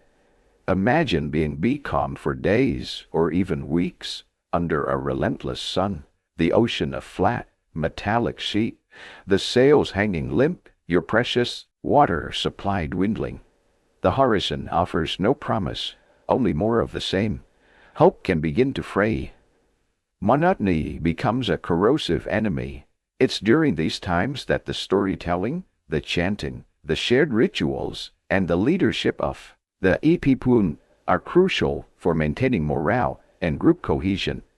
Scholars who study human endurance often discuss the psychological resilience mechanisms and coping strategies employed by ancient Polynesian voyagers during such prolonged periods of extreme stress. How did they combat despair, maintain discipline when rations ran critically low, or deal with the inevitable interpersonal tensions in such close, inescapable quarters? Oral traditions hint at the importance of shared purpose, strong leadership, deeply ingrained cultural values of cooperation, Walohi in its broadest sense, and perhaps even specific mental disciplines taught to navigators and crew to manage fear and maintain focus. A quirky and rather grim folkloric element sometimes encountered in tales of extreme voyages concerns what happened to those truly lost at sea. Beyond hope of rescue, some beliefs held that their spirits might become part of the ocean's myriad entities, or perhaps they were taken by specific sea creatures that were not Rum Kua, but something more sinister. These tales served as stark reminders of the very real perils involved, adding a layer of existential dread to the physical dangers. You push such thoughts from your mind. Focusing on survival is paramount. After what seems like an eternity, the storm's fury begins to abate. The wind lessens its scream to a resentful moan. The waves gradually diminish in size, and eventually, a patch of watery sunlight might break through the retreating clouds. Exhausted, soaked to the bone but alive, you and your crewmates assess the damage, share precious sips of water, and perhaps a silent prayer of thanks. Tangaroa might have raged, but you endured. The canoe, battered but intact, still floats. The journey, though interrupted, continues. These experiences, terrifying as they are, forge an even deeper respect for the ocean and an unshakable bond with those who faced its wrath alongside you. The memory of the storm, its terrifying symphony of wind and waves, gradually recedes, leaving behind a residue of exhaustion, but also a profound, quiet resilience within you and your crewmates. You faced Tangaroa's fury and endured. The Wa Kaulua, your sturdy companion, bears the scars of the encounter.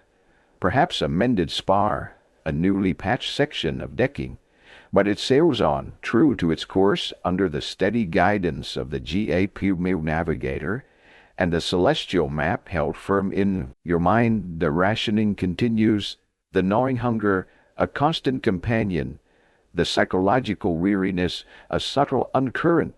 But now a new energy begins to stir, a prickling anticipation that sharpens every sense.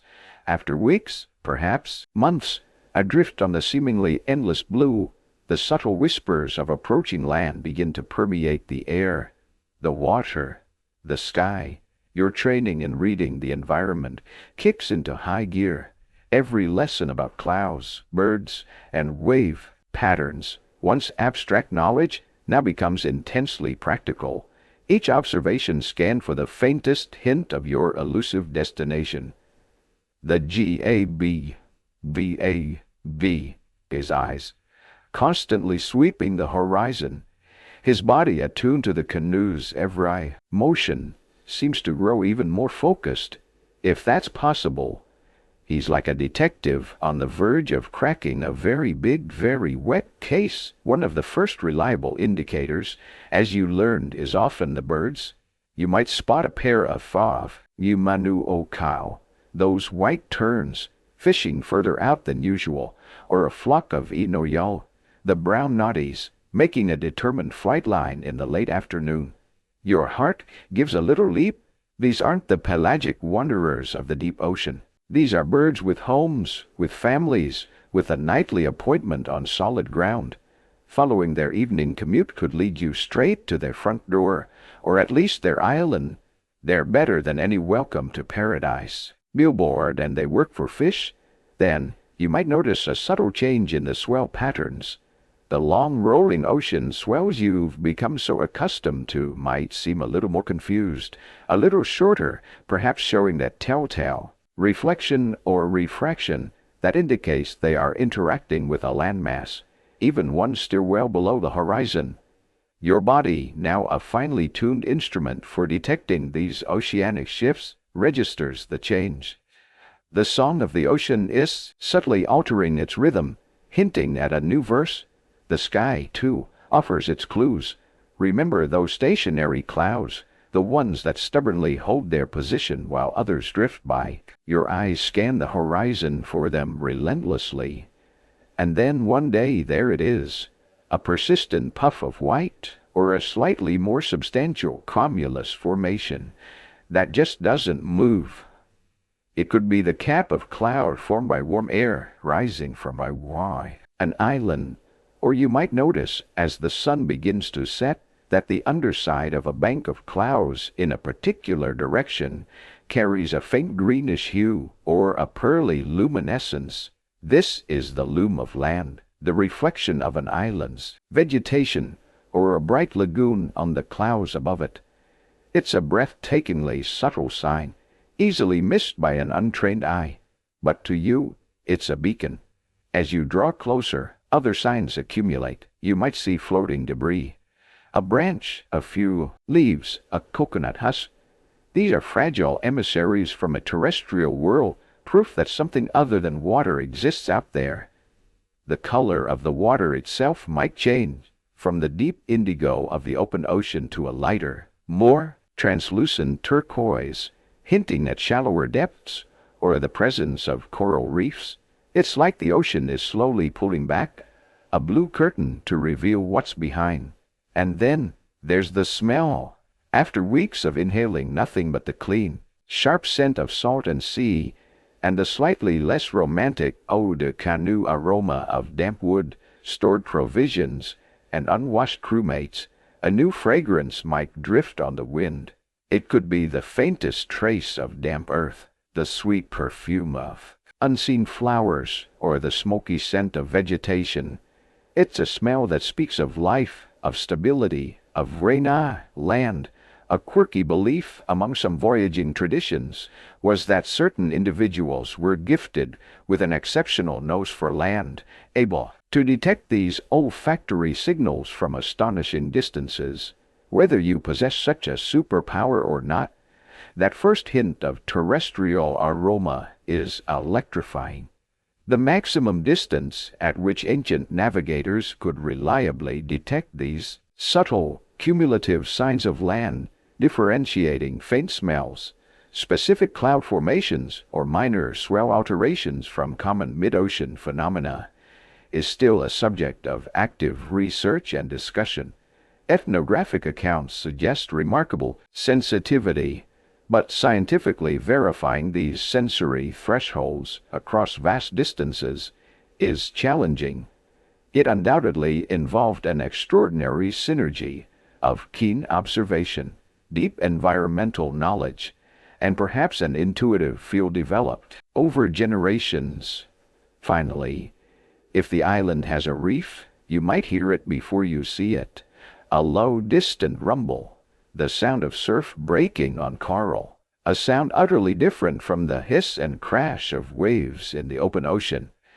It's a sound that promises an end to the endless motion, a sound that speaks of sanctuary. With each confirmed sign, a ripple of excitement, carefully controlled, passes through the crew. The Wee-a-Poo navigator might nod slowly, a rare smile gracing his lips. Psychological burden of the long voyage begins to lift, replaced by a focused anticipation. You're not there yet, and the approach to an unknown island, especially one fringed with reefs, has its own set of dangers. But the promise is palpable. You find yourself scanning the horizon with an intensity that makes your eyes ache, every nerve ending seemingly alive to the possibility of that first, definite glimpse. You almost want to kiss the ground, but is still just a tantalizing rumor carried on the wind and waves. The journey's end is in sight, not literally perhaps, but in the accumulating whispers of the approaching shore. That scent of damp earth, the distant call of a reef, the purposeful flight of land-based birds, these precious signs of an approaching shore are now filling your senses, a chorus of hope after the long, quiet solitude of the open ocean. Heart beats a little faster with anticipation. But this is no time for excitement to cloud judgment. In fact, as land nears, precision becomes even more critical. While your star compass, your knowledge of swells, and your interpretation of off-atmospheric signs are your primary guides, there's an underlying constant calculation that has been happening throughout the entire voyage, a foundational skill that the Wee-a-Poo navigator has been subtly ingraining in you. The art of dead reckoning, or doctor, is essentially navigating by calculating your current position based on a previously determined position, or fix, and advancing that position based upon estimated speeds, direction, and time travel. Straightforward, like basic math, but on a flexible canoe tossed by waves and pushed by unseen currents, across thousands of miles of open ocean. It's an incredibly sophisticated mental exercise. It's the unseen engine humming beneath all the other layers of observation, the constant internal GPS that your ancestors perfected. Forget your fancy smartphone apps. This is analog navigation at its most brilliant. Navigate to Navigator has been teaching you this from day one, often without you even realizing the full extent of the calculations and now you are performing.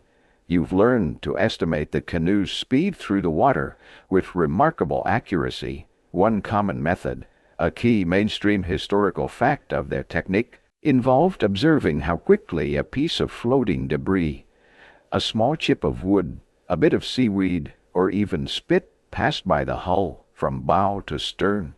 You'd count, perhaps using a rhythmic chant or a steady internal beat, timing its passage. With experience, you learn to correlate this count with a specific speed, say 5 knots if it passes in 3 heartbeats, or whatever the calibrated measure is. Another way is simply by the feel of the water rushing past the hull, the pressure against the steering paddle, the sounds the canoe makes at different speeds. It's a very organic, sensory way of gauging velocity. Then, there's tracking time. Without clocks, you use the celestial bodies. During the day, the sun's arc across the sky is your timepiece. You know how far it should travel in an hour, in a watch period. At night, the stars fulfill the same role, their majestic procession across the heavens, marking the passage of hours. The DAPU has taught you to break the voyage into segments, noting the star course you're on, and how long you maintain it before the guiding star climbs too high or sets, forcing you to switch to another. Direction, of course, comes from your deeply memorized star compass, or the sun's rising and setting points. So, you have speed, time, and direction. Now comes the mental arithmetic, and this is where it gets really clever. You're not just sailing in a straight line. The wind pushes you sideways. This is called leeway. Ocean currents, those invisible rivers within the sea, also carry you off your intended track. A truly skilled navigator, like your Jietpuapu, doesn't just acknowledge these factors. He actively compensates for them in his dead reckoning. An fascinating aspect of this was how navigators sensed and accounted for leeway. Some oral traditions and modern practitioners suggest that master navigators could feel the subtle sideways slip of the canoe through the soles of their feet, or by the way the canoe's weight trailed behind, or even by the feel of the wind and spray on their faces from slightly different angles. They developed an intuitive understanding of how their specific canoe performed under different wind conditions and sail settings, and they'd build in an automatic correction. If the wind is on your port beam pushing you to starboard, you might steer slightly more to port than your star course indicates to counteract that drift. It's like a golfer judging the wind before a tricky shot, but your fairway is thousands of miles long, and your ball is a 60-foot canoe with all your friends and family on it.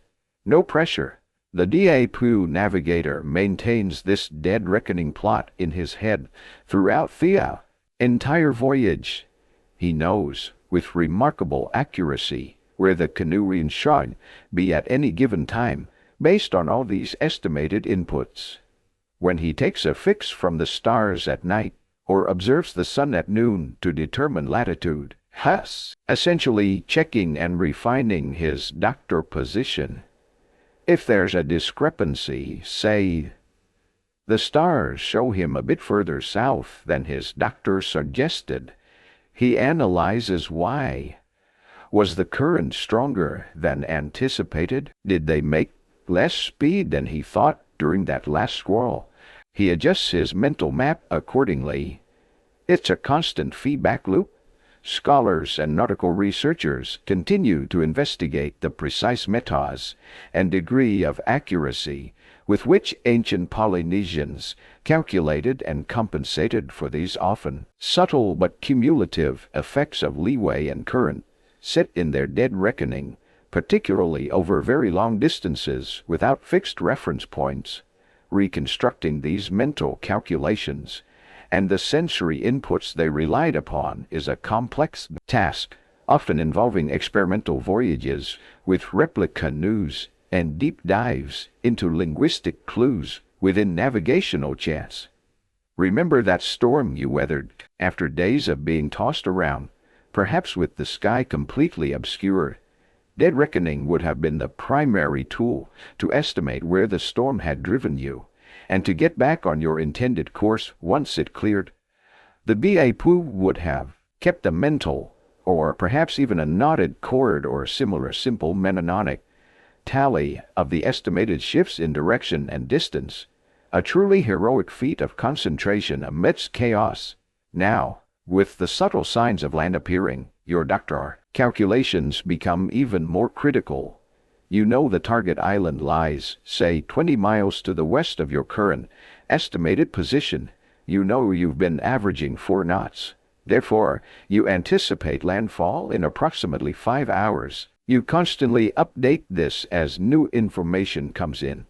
If the land birds are returning from a slightly more northwesterly direction than expected, you adjust your mental plot. If a reflected swell pattern indicates land a bit further off than your doctor predicted, you recalibrate.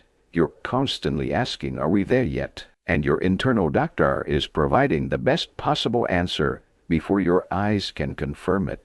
Miscalculate now, and you could sail right past your destination in the night. Or worse, run aground on an unseen reef.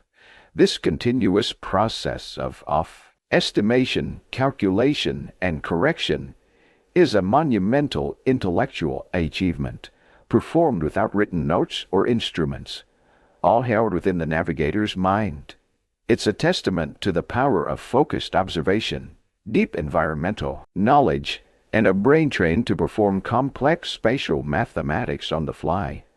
As you stand on the deck, feeling the subtle shift in the canoe's motion that hints at changing currents near land, you practice these calculations yourself, the Yippee Wum's teachings echoing in your mind, a silent, vital layer in the art of finding your way home, or to a new home across the vast and whispering sea. Your internal dead reckoning, that constant mental hum of speed, time, and direction, is now keenly focused, cross-referencing every subtle sign from the environment. The scent of land is stronger now, the call of the reef a more insistent murmur. Your Rapi Piwon navigator, having guided you with the wisdom of the stars and swells, might choose this moment, as you stand on the threshold of a new shore, to speak not just of the immediate path ahead, but of the immense journey that lies behind.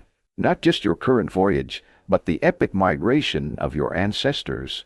He speaks of the very first pioneers, the ones who carried the initial spark of exploration into the vast, uncharted waters of the Pacific, leaving faint but indelible traces of their passage. He might not use the word archaeology, and he certainly won't talk about carbon dating or stratigraphy, but he'll speak of the old ones, the Giat Pune, and how their spirit of adventure paved the way for every voyage that followed, including yours.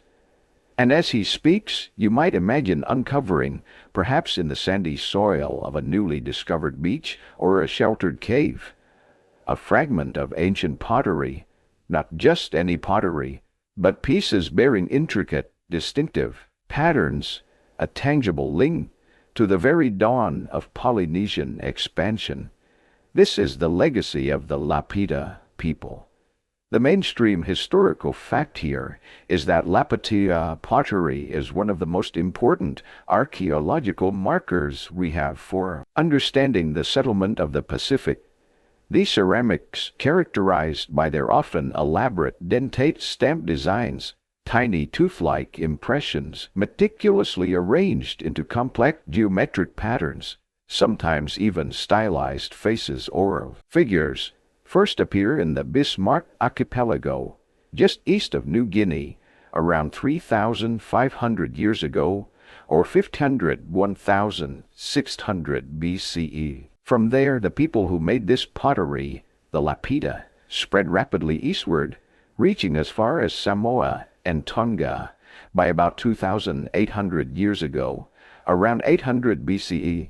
They were the vanguards, the first humans to break into remote Oceania, settling islands previously untouched by human feet.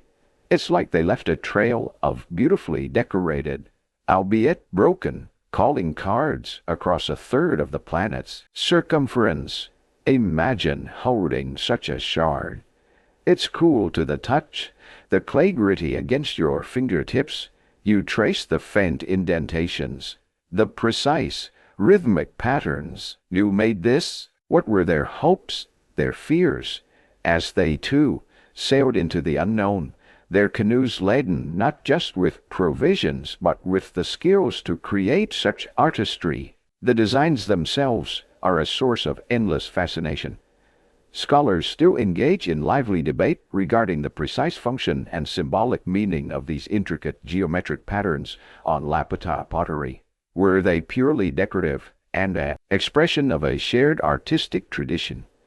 Did they represent lineage crests, family signatures, or perhaps even contain cosmological information or rudimentary mapping elements? Or did they serve some other socio-cultural purpose, perhaps related to ritual or exchange, that we can now only guess at? It's one of history's beautiful little mysteries whispered from these ancient fragments. The Jiapuru might explain that the patterns the Guamani imbued in them were a way of carrying their identity, their connection to Hawawaki, that ancestral homeland, with them into new territories. These weren't just utilitarian pots for carrying water or cooking food, though they did that too, effectively becoming the ancient world's version of Tupperware, just way more stylish. They were cultural statements, artifacts of a people on the move, a people with a distinct and sophisticated artistic vision. A quirky and rather wonderful tidbit from archaeological finds is that sometimes these Lapita pottery sherds are discovered with traces of ancient food residues still clinging to their inner surfaces. Microscopic analysis of these residues can tell us what these early explorers were eating: taro, yams, shellfish, fish providing direct evidence of their diet and how they adapted to new island environments. It's like finding someone's grocery list from 3,000 years ago, still stuck to their cooking pot. Finding such a piece on the island you are approaching would be more than just an interesting discovery. It would be a profound affirmation. It would mean that others, your distant kin, had passed this way before, had perhaps even lived here. It would connect your journey, your struggles, your hopes, directly to that vast ancestral river of migration. The song of the ocean that guided you also guided them. The stars you navigate by were the same stars that lit their path. You are, in a very real sense, following in their wake, guided by their courage and their pioneering spirit. Archaeologists get incredibly excited when they find Lapita sites, because these locations, often coastal villages, provide a snapshot of this crucial period of expansion. They unearth not just pottery, but also stone tools, shell, atsas, fish hooks made of shell and bone, remnants of houses, and evidence of the plants and animals the Lapita people brought with them on their canoes. The transported landscape of pigs, dogs, chickens, taro, yams, breadfruit. Each discovery adds another piece to the puzzle of how this incredible feat of human migration was achieved. It's like following a trail of very old, very significant cookie crumbs across the world's largest ocean. As your own canoe glides closer to the shore you've sought for so long, the Yitpapwas stories of the Lapita resonate deeply. You are not just seeking a new piece of land. You are seeking to weave your own thread into this ancient tapestry of exploration and settlement. Challenges you faced, the storms, the rationing, the fear, were likely faced by them too.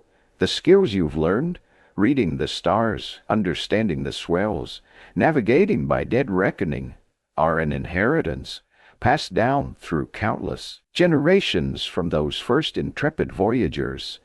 The legacy of Lapita is not just in the broken pottery, but in the living knowledge you now carry, in the resilience of your spirit, and in the enduring call to explore what lies beyond the horizon. The scent of damp earth and unknown blossoms is no longer a faint tease on the wind, but a rich perfume enveloping your wa kaulua. The low rumble of surf on the reef has grown into a constant, soothing roar, a welcoming applause at the end of a monumental performance. Perhaps you've already navigated the tricky pass into a sheltered lagoon, your anchor stone splashing into turquoise waters, or perhaps you're just now making that final, cautious approach. The GEPU navigators' stories of the Lapita, those ancient pioneers whose pottery shards whisper of their epic eastward journeys, resonate deeply, undeniable connection to them, a shared legacy of courage. But what happens next, after the canoe is secured, after the first overwhelming relief of solid ground beneath your feet? If this island is already inhabited, or if you soon make contact with other settled islands, you're about to step into a complex web of inter-island relationships, a testament to the fact that your ancestors weren't just discoverers. They were connectors, weavers of a vast oceanic society. It turns out that reaching an island wasn't the end of the story. In many ways, it was just the beginning of a new chapter. A mainstream historical fact is that extensive, planned, two-way voyaging continued long after the initial settlement of Polynesia. These weren't just accidental drifts or desperate one-way trips. Skilled navigators, like your G.A. Pru, maintained routes across hundreds, even thousands, of miles of open ocean, facilitating trade, the exchange of valuable resources, complex marriage alliances that linked chiefly lineages, and the sharing of knowledge, rituals, and innovations. It was the original oceanic internet, powered by wind, stars, and incredibly sophisticated human ingenuity. Think of it as networking, Polynesian style, where your connections might live 3 weeks sail away. As you step ashore, perhaps onto a beach already bustling with the activity of another village, or maybe onto a virgin shore that your small group will soon call home, you carry more than just your personal belongings and the canoe's equipment. You carry the potential for exchange.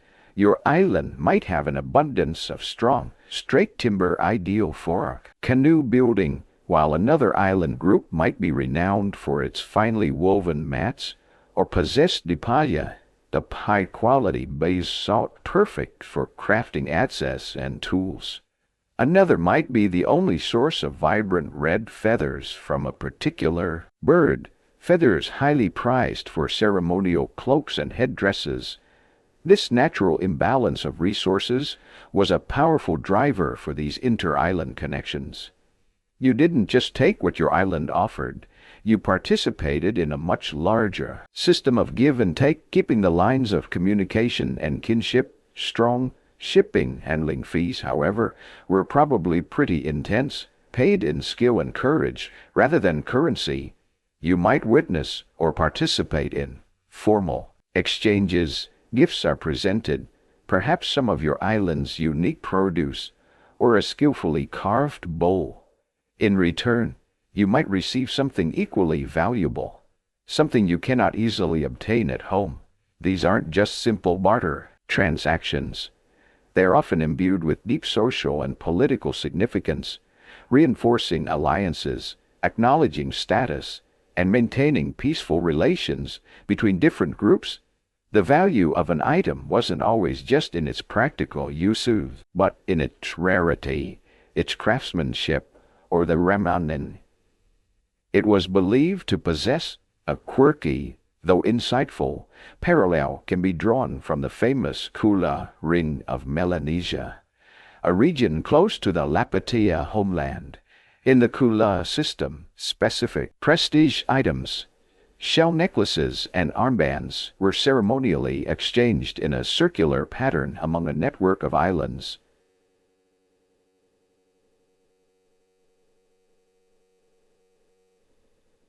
Traveling hundreds of miles, these items had little intrinsic practical value but were immensely important for establishing and maintaining social status and reciprocal relationships. While Polynesian exchange systems were different in their specifics, the underlying principle of exchanging symbolic or high-status goods to cement social ties was certainly present. Imagine trading your rarest, most beautiful featherwork not for a pile of yams, but for the honor, the alliance, and the return gift that would come next season. It's like a very serious, very high-stakes gift exchange, where everyone is trying to out-prestige everyone else, but in a good way that keeps everyone connected. The extent to which the inter-island networks constituted formal political alliances or even far-reaching confederations versus more fluid systems of exchange and kinship ties is a complex question that archaeologists, anthropologists, and oral historians continue to investigate. For certain periods and regions, like the Tongan Maritime Empire, which exerted influence over a wide area, including Samoa and parts of Fiji, there's evidence of more centralized control and tribute. In other areas, relationships might have been more egalitarian, based on reciprocal obligations between related chiefly lines. It was likely a dynamic and shifting landscape of power and influence, constantly renegotiated with each successful voyage and each carefully orchestrated exchange. Your GB navigator is not just a master of finding islands, he's also a keeper of the knowledge of these relationships. He knows which routes are open, which chiefs are friendly, what gifts are appropriate, and the complex genealogies that link your people to distant cousins across the sea. This knowledge is as vital as any star chart. Arriving at an island unannounced or behaving inappropriately could have serious consequences, ranging from being turned away to outright hostility. Diplomatic skills were almost as important as sailing skills if you wanted your inter-island networking to be successful. The shared language stock, though with developing regional dialects that you'd need to navigate carefully, a bit like understanding a strong accent from a neighboring valley, but on an oceanic scale, and common cultural roots stemming from those Lapita ancestors, provided a foundation for these interactions. Stories, gods, and core traditions often had recognizable similarities, even across vast distances, allowing for a degree of mutual understanding and shared identity, even as distinct local cultures flourished. So, as you settle into this new phase, whether it's establishing your own fledgling community or integrating into an existing one, you are acutely aware that your island is not an isolated speck. It's a node in a living, breathing network, a network maintained by brave souls in magnificent canoes, constantly reaffirming the bonds that tie together the scattered children of a common ancestry, all thanks to their mastery of the great ocean. The song of the sea now sings not just of discovery, but of connection, diplomacy, and the intricate dance of human relationships across the waves, the rhythm of inter-island exchange, the ebb and flow of canoes carrying goods, news, and kinship ties, has become a familiar pattern in your life. You've seen alliances forged, new settlements branch off from yours, and the complex tapestry of Polynesian society continually rewoven across the vast ocean. The Yapu navigator, who first guided your youthful steps onto the path of wayfinding, has grown old, his wisdom now a revered treasure. And you, who once stood wide-eyed on the shore, listening to the ocean's call, have weathered countless voyages, your skin etched with the sun and salt of the Pacific. your mind a rich repository of its secrets. The time inevitably comes when the mantle of responsibility, the sacred duty of passing on this vital knowledge, settles upon your shoulders. You are no longer just a wayfinder. You are becoming a teacher, a guardian of the ancestral song of the ocean. The process feels both strange and deeply familiar. Younger self reflected in the eager, sometimes apprehensive, faces of the new apprentices who gather around you on the beach, or in the cramped but sacred space of the training canoe. They listen to your words, just as you once listened to your words. Ye pop womb, their minds struggling to grasp the immensity of the star compass, the subtle language of the swells, the intricate calculations of dead reckoning. You recall your own early frustrations, the moments of doubt, and it brings a gentle patience to your teaching. You're not just imparting fact, you're cultivating a way of seeing, a way of being in dialogue with the natural world. A core mainstream historical fact is that this precious art of wayfinding was passed down exclusively through oral tradition, from master Mtira or Mtira to apprentice, often within specific families or lineages that specialized in navigation. The training was rigorous, intensive, and could last for many years, even decades. Involved rote memorization of vast amounts of information, star names, their paths, island locations, swell patterns, genealogies, chants, and rituals, all without the aid of written text. Practical, hands-on experience at sea, under the watchful eye of a master was, of course, paramount. It was an education system where the final exam might genuinely involve not getting hopelessly lost in the middle of the world's largest ocean, which is a bit more motivating than a letter grade. You find yourself using the same teaching methods your master used. You take them out at night, far from the village fires, and point to the blazing celestial highways, reciting the ancient chants that lock the stars and their courses in tours. Memory, you make them lie in the hull of the canoe, eyes closed, to feel the faintest kiss of a distant swell. You quiz them relentlessly, pushing them to observe, to analyze, to internalize. You teach them the importance of the sacred rituals, the respect for Tangaroa, the adherence to Unkapu that maintains harmony on the voyage. You share stories of the Lapita, ensuring they understand the deep roots of their heritage. You explain that this knowledge isn't just a skill, it's a sacred trust, a lifeline for your people. It's like being a living, breathing library, and your students are learning to read the most important books you possess. Sometimes, a quirky aspect of this transmission was the use of specialized or even esoteric language within the navigational chants and teachings.